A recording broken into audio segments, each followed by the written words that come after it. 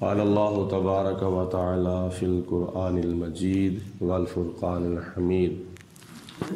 سورۃ یوسف کی آیت نمبر 50 ہے اور یہ قرآن پاک کے 12ویں پارے کی آخری چند آیات بینات ہیں۔ جب اس ایلچی نے، اس ساقی نے قید خانے کے اندر یوسف علیہ السلام سے بادشاہ کے خواب کی تعبیر سنی اور سن کر جا کے پھر بادشاہ کو بتایا کہ تمہارے خواب کی تعبیر یوسف علیہ السلام نے یہ بتائی ہے، تو بادشاہ کو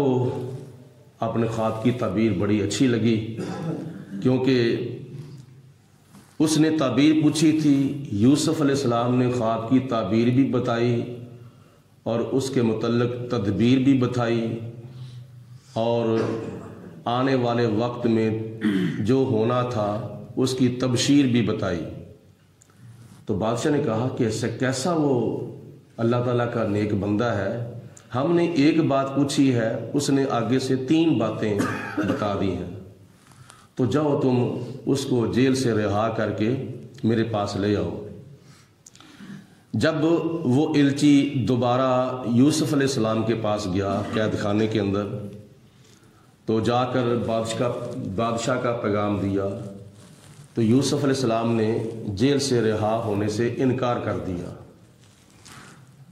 اللہ تعالیٰ ارشاد فرماتا ہے وقال المالک اتونی بہ، بادشاہ نے کہا کہ یوسف علیہ السلام کو رہا کر کے میرے پاس لے آؤ۔ فلما، پھر جب جاءہ الرسول، وہ ایلچی حضرت یوسف علیہ السلام کے پاس آیا، یوسف علیہ السلام کو لینے کے لیے آ کر بادشاہ کا پیغام دیا، تو یوسف علیہ السلام نے فرمایا قال ارجع الی ربک، چلا جا واپس اپنے بادشاہ کے پاس۔ یوسف علیہ السلام نے فرمایا کہ اے ایلچی، اے قاصد، واپس چلا جا الی ربک، اپنے بادشاہ کے پاس، فاسألہ، اس سے جا کے پوچھ، ما بال النسوۃ، ان عورتوں کی کیا حقیقت ہے، اللاتی قطعن ایدیہن، جنہوں نے اپنے ہاتھ کاٹ لیے تھے۔ پہلے جا کے اسے پوچھو کہ بادشاہ ان عورتوں کو بلا کے پوچھے کہ تم نے ہاتھ کاٹے تھے، اس کی کیا وجہ تھی، اور انہوں نے جو مجھ پر الزام تراشی کی ہے اس کی پہلے انکوائری کی جائے، اس کی پہلے تفتیش کی جائے کہ وہ جھوٹا الزام تھا یا سچا الزام تھا، جس کی وجہ سے مجھے جیل کے اندر آج 12 سال ہو چکے ہیں۔ 12 سال جیل کاٹتے ہوئے آج مجھے گزر چکے ہیں، تو آج میں بغیر انکوائری کے، بغیر تفتیش کے رہا ہو جاؤں گا؟ نہیں، میں پہلے حق کا حق اور جھوٹ کا جھوٹ کرا کے میں جیل سے رہا ہوں گا، تاکہ پتہ چلے جھوٹا کون ہے اور سچا کون ہے۔ یوسف علیہ السلام نے فرمایا چلو واپس جاؤ، جا کے اپنے بادشاہ سے پوچھو کہ وہ ان عورتوں کو بلا کر پوچھے ان کی کیا حقیقت تھی جنہوں نے ہاتھ کاٹے تھے۔ اگر وہ بلا کر پوچھتا ہے تو ٹھیک ہے، اگر نہیں تو پھر ان ربی بکیدہن علیم، میرا رب جو ہے وہ ان کے مکر کو خوب جانتا ہے، ان کے فریب کو، ان کی سازش کو میرا رب خوب جانتا ہے۔ ایلچی واپس آ گیا اور آ کر کہا کہ یوسف علیہ السلام تو ایسا کہتے ہیں کہ پہلے تفتیش کی جائے،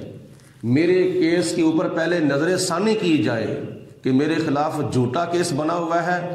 تو یہ جھوٹے کیس کے متعلق پہلے ایکشن لیا جائے۔ بادشاہ نے، وہ جو ریان بن ولید تھا، بادشاہ نے ان عورتوں کو بلایا، بیچ میں عزیز مصر کی بیوی بھی تھی جن کا نام زلیخا تھا۔ ان مصر کی عورتوں کو جب بلایا تو بلا کر بادشاہ نے پوچھا قال ما خطبکن، قال ما خطبکن،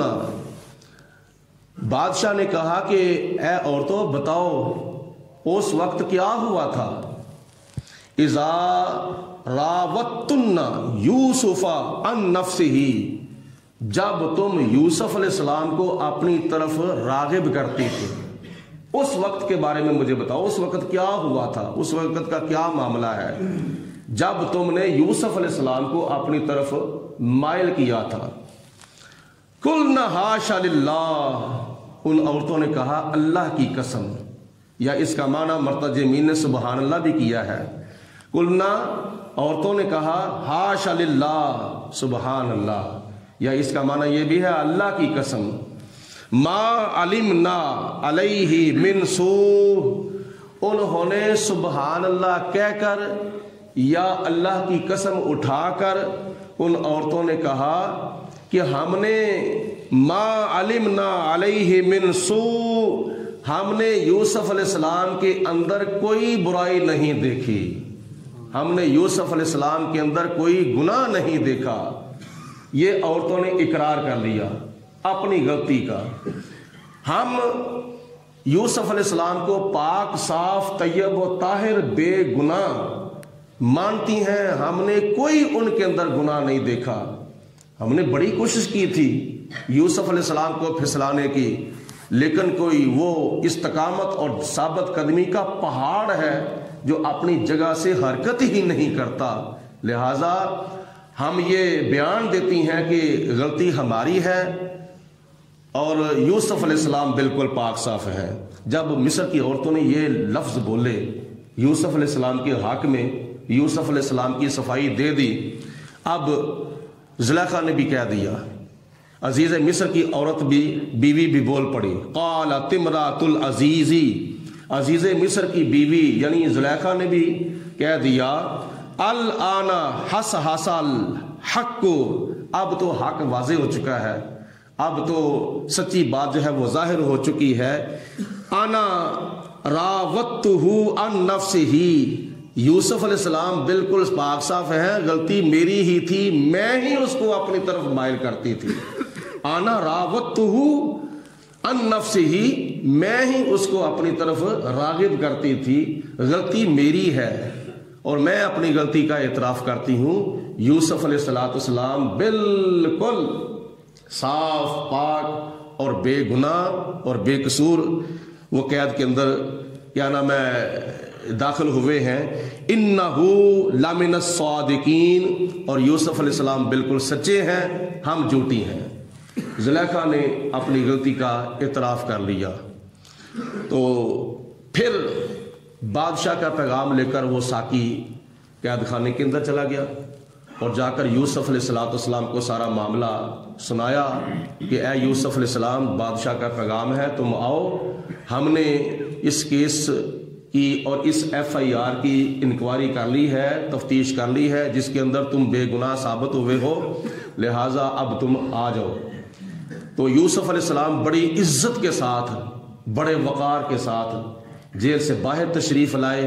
اور باعزت اللہ پاک نے حضرت یوسف علیہ السلام کو 12 سال کے بعد رہائی عطا فرمائی۔ اور یہ اللہ تعالیٰ کی بارگاہ میں دعا کی تھی نا کہ یا پروردگار عالم، جس گناہ کی طرف یہ مصر کی عورتیں مجھے راغب کرتی ہیں اس سے بہتر ہے کہ مجھے قید میں بھیج دیا جائے۔ یہ دعا تو اللہ تعالیٰ کی ذات بابرکات کی بارگاہ میں مانگی تھی اور خدا نے یوسف علیہ السلام کی دعا کو قبول بھی فرما لیا تھا، لیکن ظاہری معاملہ یہ تھا تاکہ میں اتنی دیر تک باہر نہ آؤں جتنی دیر تک دنیا کے اندر یہ پتہ نہ چل جائے کہ جھوٹا کون ہے، سچا کون ہے، تاکہ کسی کو کسی دوسرے کے اوپر جھوٹا الزام لگانے کی آگے سے ہمت نہ پڑے، سبق حاصل ہو جائے۔ تو یوسف علیہ السلام جب بادشاہ کے پاس آئے اور آ کر یوسف علیہ السلام نے فرمایا، ذالک لیعلم انی لم اخنہ بالغیب، اے بادشاہ، میں نے اپنے کیس کی انکوائری، تفتیش، نظر ثانی اپنی ایف آئی آر کے معاملے میں یہ تحقیق اس لیے کرائی ہے تاکہ عزیز مصر کو پتہ چل جائے، زلیخا کے خاوند کو پتہ چل جائے کہ میں نے اس کے گھر میں رہ کر اس کے گھر میں خیانت نہیں کی ہے۔ یہ میں نے اس لیے کیا نام ہے تفتیش کرائی ہے، لیعلم، تاکہ عزیز مصر جان لے، زلیخا کا خاوند جو ہے وہ جان لے، انی، بے شک میں نے، لم اخنہ، میں نے خیانت نہیں کی ہے، بالغیبی، اس کی غیر موجودگی میں، میں اس کے گھر میں رہتا تھا، کھاتا تھا، پیتا تھا اور کپڑے پہنتا تھا، اس کا دیا ہوا استعمال کرتا تھا، تو میں نے اس کے گھر کے اندر رہ کر اس کے گھر میں اس کی امانت میں خیانت نہیں کی، اس کی عزت کو میں نے داغدار نہیں کیا. یعنی میں ایسا نہیں کیا کہ جس گھر میں رہوں اور اسی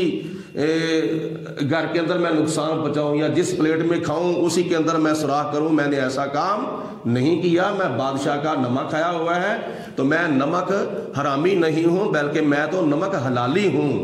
یوسف علیہ السلام نے فرمایا کہ میں نے اس لیے یہ تفتیش کرائی ہے کہ بادشاہ کو، عزیز مصر کو پتہ چل جائے کہ میں نے اس کی امانت میں خیانت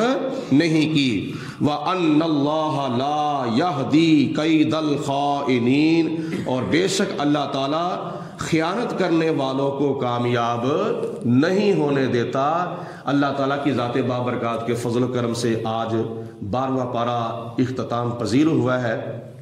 سورت یوسف چونکہ ابھی چل رہی ہے تو اس سے اگلا واقعہ جو ہے وہ 13ویں سپارے سے شروع ہوگا، وہ کل انشاءاللہ تعالیٰ کریں گے. اللہ تعالیٰ کی ذات بابرکات ہم سب کو عمل کرنے کی توفیق عطا فرمائے. وآخر دعوانا الحمدللہ رب العالمین. الصلاۃ والسلام علیک یا سیدی یا رسول اللہ.